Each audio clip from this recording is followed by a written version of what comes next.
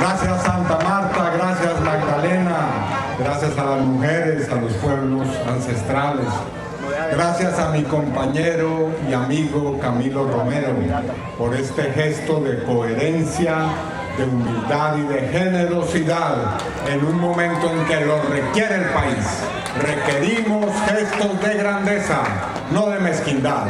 Gracias Patricia, gracias a todas y todos ustedes y especialmente mi saludo a nuestras candidatas y candidatos al Senado de la República y la Cámara de Representantes que recibirán millones de votos el 8 de marzo, que no quepa duda.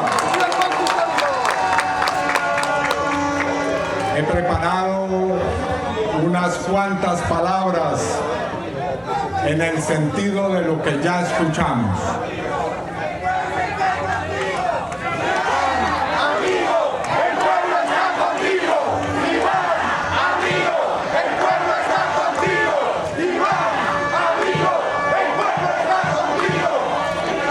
He preparado una intervención en la que quiero dejar claramente distinguida la diferencia entre dos formas de hacer política. Y este discurso se llama "Vamos a ganar, pero preservando los principios". Los principios. Queridas compañeras y queridos compañeros, saludo a Santa Marta y al departamento del Magdalena, zonas del país en las que el pueblo organizado y movilizado ha sabido siempre enfrentar la injusticia social, trabajar por la democracia y derrotar una y otra vez a las casas tradicionales, politiqueras y mafiosas de este departamento.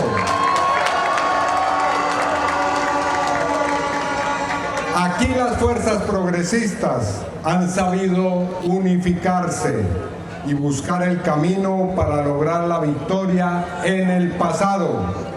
Y hoy también deben hacerlo, como debemos hacerlo en todo el país, para ganar las elecciones, como estoy seguro lo lograremos este año, al elegir una poderosa bancada del Congreso de la República e igualmente derrotar a nuestros adversarios en primera vuelta, de tal forma que yo sea elegido sucesor de nuestro gran presidente Gustavo Petro Urrego.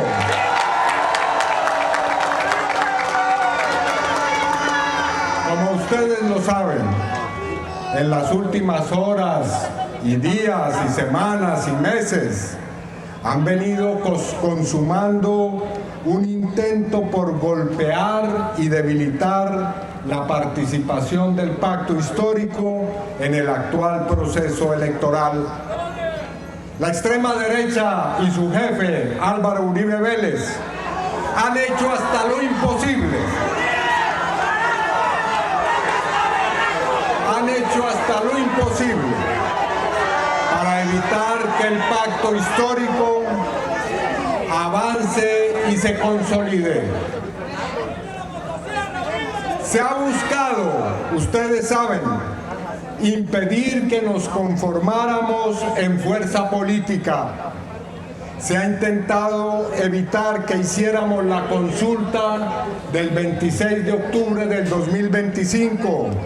Se trasladaron 4.000 puestos de votación para evitar que en la consulta del 26 de octubre muchos de nuestros electores y electoras de poblaciones rurales ahora pudieran evitar a toda costa se expresaran electoralmente y mostraran la fuerza que tenemos en el campo.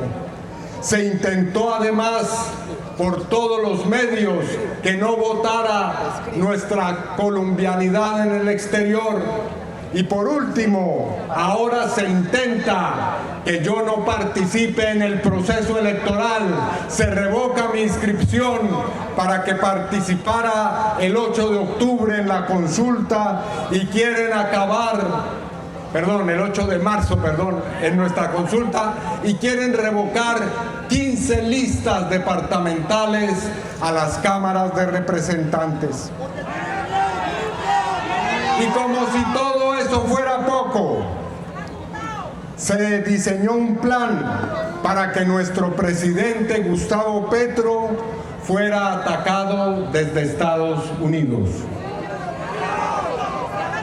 Pero debemos decirlo, nada de eso ha logrado detener al pacto histórico, a sus integrantes, dirigentes, candidatas y candidatos, aliados y aliadas. Nos hemos configurado en la principal, más poderosa e influyente fuerza política en todo el país. No solo no pudieron evitar que hiciéramos la consulta el pasado 26 de octubre, sino que además logramos llevar a las urnas a cerca de 3 millones de personas en una elección que no tiene precedentes en la historia del país, puesto que además de elegirme candidato único del pacto histórico, se eligieron de manera paritaria las mujeres y los hombres que nos representarán en el próximo Congreso de la República. En todas las encuestas que se han practicado hasta el día de hoy, figuro como el candidato que tiene la mayor intención de voto en primera y segunda vuelta. El pacto aparece como el partido político con el que se identifican más colombianos, y el presidente Petro, con una imagen favorable que oscila, pero que va en todo caso más allá del 40%. La gente quiere en los territorios a nuestro presidente Gustavo Petro. Han fracasado con sus trampas y jugadas sucias. No han podido frustrar nuestro camino ascendente. Para mayor tristeza de los adversarios, en una gestión que sin lugar a dudas es un éxito diplomático, el presidente Petro acaba de culminar una visita a Estados Unidos en la cual logró una interlocución respetuosa con el presidente Donald Trump. Así que el intento por auspiciar la persecución internacional del presidente está fracasando. Ahora, compañeras y compañeros, necesitamos ratificar nuestra fuerza en las urnas. Necesitamos que el próximo 8 de marzo, con numerosa votación, elijamos la bancada más poderosa del nuevo Congreso. Y el 31 de mayo, en un golpe fulminante y contundente, yo sea el nuevo presidente de la República. Vamos a ganar, compañeros y compañeros. Como lo he dicho, el Consejo Nacional Electoral es una institución parcializada cuyas decisiones deberían avergonzarnos como país y avergonzar a cualquier sociedad que se precie de ser democrática. Es la constatación de que un organismo llamado a garantizar la libre participación, el ejercicio de los derechos políticos, ha terminado por convertirse en la mayor amenaza y el mayor peligro para la libertad política en Colombia. Por eso, lo afirmo con convicción, a pesar de que algunos se escandalicen. Un bien que debemos hacerle a Colombia es suprimir ese aparato corrupto y peligroso y reemplazarlo mediante una verdadera reforma política por una institución verdaderamente democrática, transparente y confiable. Así lo haré cuando sea presidente. Impulsaré una verdadera reforma a la política que la vuelva democrática y transparente en Colombia. Pero no nos engañemos. El Consejo Nacional Electoral no es sino una pieza de un complicado mecanismo. No es de ninguna manera una anomalía aislada. Es apenas una de las tantas expresiones de la degradación y la descomposición de la política tradicional en Colombia. Esa es la política de los clanes mafiosos que han gobernado durante décadas extensas regiones del país. De las casas nepotistas con patriarcas y matriarcas que convierten los departamentos y municipios en su botín de corrupción y en feudos electorales, de una cultura del poder que se hereda y no de un poder legítimamente democrático. Es también la política de quienes llegan al Congreso de la República torciendo la voluntad popular y cuando son llevados ante la justicia reparten sus curules entre esposas o esposos, hijos e hijas, hermanos y hermanas, como si el Estado fuera una herencia familiar. Es la política del oportunismo sin principios, de quienes están siempre listos a negociar su alma con el diablo o a servir de intermediarios del diablo para negociar otras almas, como ocurre tan frecuentemente en Colombia. De los politiqueros que solo saben servir a los poderosos de turno, sean nacionales o extranjeros. Es la política de la traición cotidiana al pueblo, del robo, del saqueo, de la violencia, de la impunidad. Es la corrupción elevada a sistema político. Esa forma de hacer política es una de las mayores desgracias entre tantas que padece el pueblo colombiano. Y quiero decirlo aquí con claridad ante ustedes, con toda certeza: en mi gobierno, quienes hagan la política de esa forma serán combatidos sin miramientos y tratados como lo que son, auténticos criminales.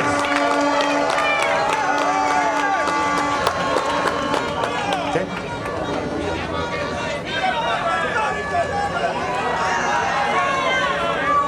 En esta campaña en la que voy recorriendo paso a paso el país, he tenido la oportunidad de dialogar con muchas y muchos jóvenes. Siempre los invito a participar en política. Aquí me refiero a los jóvenes y a las muchas jóvenes que están presentes en esta plaza.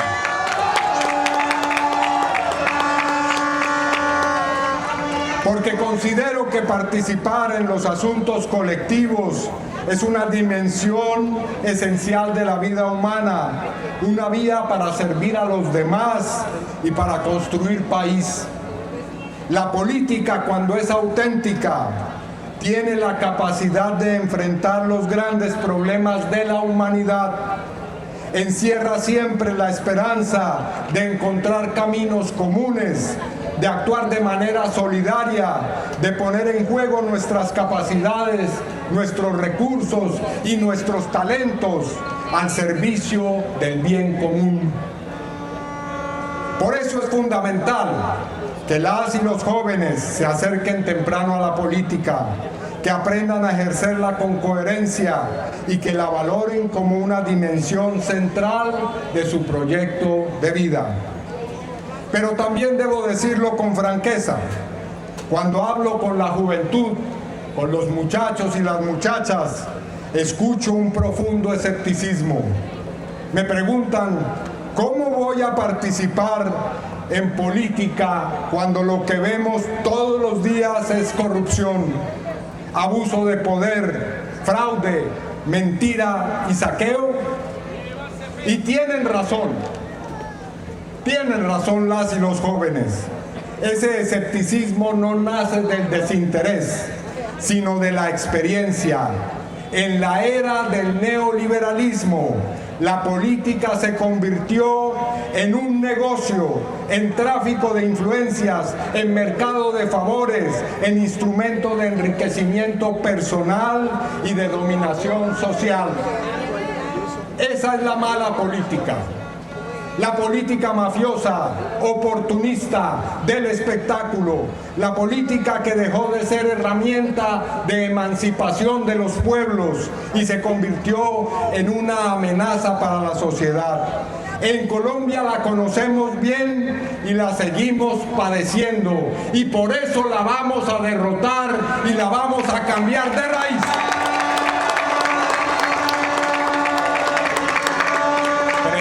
Esa degradación, necesitamos recuperar el sentido más noble de la política. Y aquí quiero recordar las palabras del Papa Francisco en la encíclica Fratelli Tutti, que recomiendo leer, cuando invita a quienes ejercen la política a mirarse en un espejo y a preguntarse lo siguiente: ¿cuánto amor puse en mi trabajo? ¿En qué hice avanzar al pueblo? ¿Qué huella dejé en la vida de la sociedad? ¿Qué lazos reales alcancé a construir? ¿Qué fuerzas positivas logré desatar? ¿Cuánta paz social sembré? ¿Qué provoqué en la responsabilidad que me fue asignada? Esas preguntas son fundamentales, son un programa ético, y es desde ahí en que podemos nosotros comenzar a reconstruir la verdadera dignidad y el amor por el pueblo con el que vamos a transformar nuestro país, nuestra querida patria Colombia. He venido llamando y afirmando, y hoy lo reitero aquí en Santa Marta, con profunda convicción, que Colombia necesita una revolución ética, una revolución que no se proclama con discursos vacíos, sino que se encarna en la manera misma de hacer política. En eso coincido plenamente con Camilo Romero. Ha llegado el tiempo de más coherencia y menos codicia. Y diría, ha llegado el tiempo de la coherencia y no de la codicia. Nuestro país, compañeras y compañeros, reclama nuevos liderazgos, liderazgos inspirados en el auténtico servicio al pueblo, liderazgos que beban de la memoria viva de quienes a lo largo de nuestra historia eligieron siempre el camino más difícil, el del sacrificio, el del compromiso silencioso, el de la responsabilidad moral. Mujeres y hombres que renunciaron a la estridencia del espectáculo, que no buscaron la fama ni la pasarela mediática y que asumieron las tareas más duras en los momentos más azarosos de la nación. Y pienso en este momento en las miles de lideresas y líderes sociales que todos los días hacen en el territorio la labor de defender sus comunidades, y por eso muchos de ellos y muchas son asesinados. Ellas y ellos optaron por el bien colectivo, no por el interés estrecho e individual. Muchas de las mejores figuras de nuestro país entregaron su vida en ese empeño y fueron asesinadas por sus convicciones políticas. Otras trabajan todos los días incansablemente en el anonimato, caminan junto a las comunidades en los territorios, viven como vive el pueblo y luchan con él, luchan con el pueblo. Ese es el sentido profundo de la política sana, de la buena política, de la que hoy debemos recuperar, defender y promover el sentido. Esa es mi invitación a los jóvenes de este país.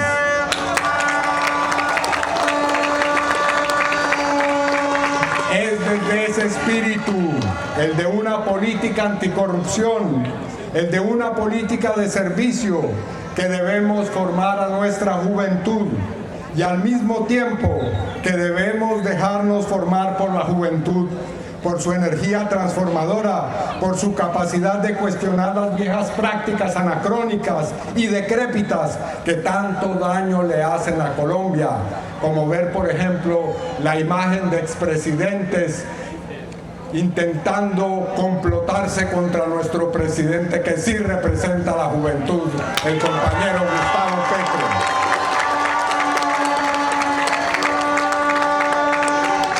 Aspiramos a una política, óigase bien, sin machismo, sin afán de lucro, sin clasismo, sin racismo, a una política que dignifique, que incluya y que libere. Ese es hoy el compromiso del pacto histórico, y esa será la política que primará bajo mi gobierno cuando ustedes me elijan como sucesor de nuestro gran presidente. Compañeras y compañeros, ayer lo dije en Barranquilla y lo reitero hoy ante ustedes. El pacto histórico no es una aventura electoral. No somos un fenómeno pasajero y personalista, un suceso coyuntural. No somos un trampolín para oportunistas y advenedizos, ni somos una marca de moda propia de la política del espectáculo. Hoy debemos defender al pacto histórico, no permitir que nada ni nadie nos divida, neutralizar toda expresión de oportunismo político y de aprovechamiento personal de los golpes que intenta propinarnos la extrema derecha y su jefe Álvaro Uribe Vélez. He sido elegido candidato único del pacto histórico, y para ello recibí el mandato de más de 2.700.000 compatriotas quienes votaron en la consulta partidista del 26 de octubre de 2025.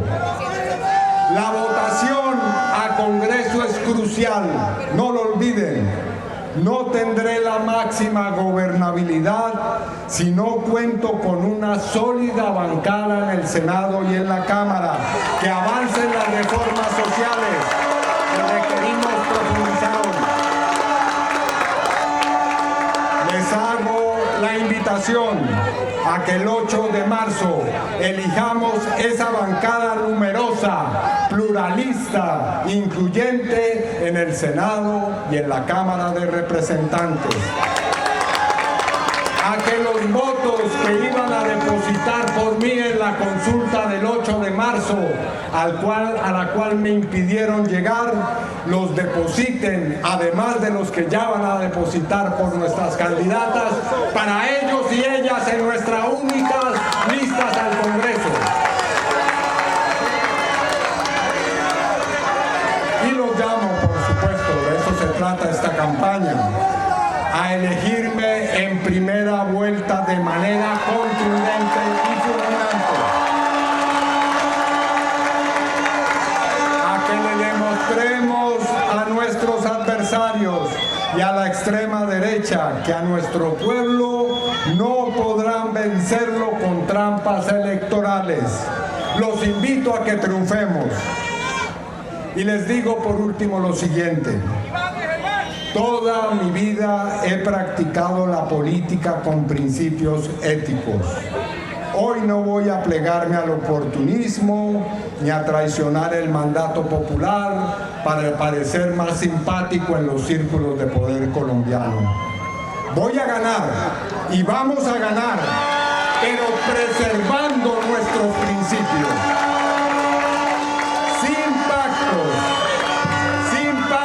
Con maquinarias oscuras y politiqueras, sin claudicar en nuestro compromiso con el pueblo, sin derrochar miles de millones de pesos, sin insultar a nadie. Vamos a ganar con transparencia, honestidad y respeto.